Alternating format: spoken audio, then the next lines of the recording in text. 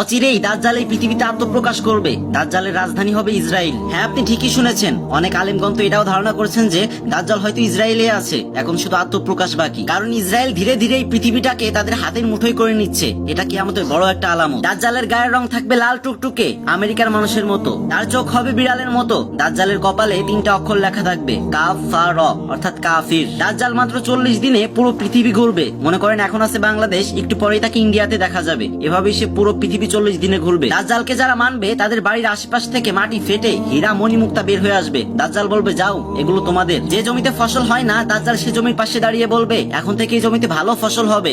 সেখানে রাতারাতি ফসলে ভরে যাবে। দাজ্জাল পৃথিবীর মানুষকে বলবে, আমি তোমাদের রব, আমি তোমাদের আল্লাহ। তখন পৃথিবীর মানুষেরা বলবে, অসম্ভব, এটা হতেই পারে না। তখন দাজ্জাল বলবে, আমি মৃত মানুষকে জীবিত করতে পারি। তখন পৃথিবীর মানুষ আবারও বলবে, অসম্ভব, কারণ এটা আল্লাহ ছাড়া আর কেউ করতে পারে না। তখন একটা ছেলে চিৎকার দিয়ে বলে উঠবে, ও আচ্ছা, তুমি তাহলে সেই দাজ্জাল, কারণ আল্লাহ ছাড়া মৃত মানুষকে আর একজনই জীবিত করতে পারে, সে হচ্ছে দাজ্জাল। তখন দাজ্জাল আরো রাগান্বিত হয়ে যাবে আর বলবে, আমি তোমাকে কেটে টুকরা টুকরা করে আবারও জীবিত করতে পারি। তখন ছেলেটা মুচকে একটা হাসি দিয়ে বলবে, এখন আমি পুরোপুরি নিশ্চিত হলাম যে আমার নবী 1400 বছর আগে যে দাজ্জালের কথা বলে গেছে, তুমিই সেই দাজ্জাল। কিন্তু পৃথিবীর মানুষ তখনও বলতে থাকবে যে মরা মানুষকে জীবিত করা কখনোই সম্ভব নয়। তখন দাজ্জাল মনে মনে একটা ফোন দিয়ে আটে আর পৃথিবীর মানুষকে বলে, আমি যদি মরা মানুষকে জীবিত করতে পারি তাহলে কি তোমরা আমাকে আল্লাহ মানবে? তখন সবাই ভাববে, ধুর, মৃত মানুষকে আবার জীবিত করা যায় নাকি? আচ্ছা যাও, তুমি যদি মরা মানুষকে জীবিত করতে পারো তাহলে আমরা তোমাকে আল্লাহ হিসেবে মেনে নিব। নাউজুবিল্লাহ। এটা বলে বেশিরভাগ মানুষই দাজ্জালের কথায় রাজি হয়ে যাবে। তারপর দাজ্জাল সেই ছেলেটাকে মেরে কেটে টুকরো টুকরো করে তারপর আবার জীবিত করবে। এটা দেখে সবাই চমকে যাবে আর দলে দলে লোক দাজ্জালের দলে যোগদান করবে।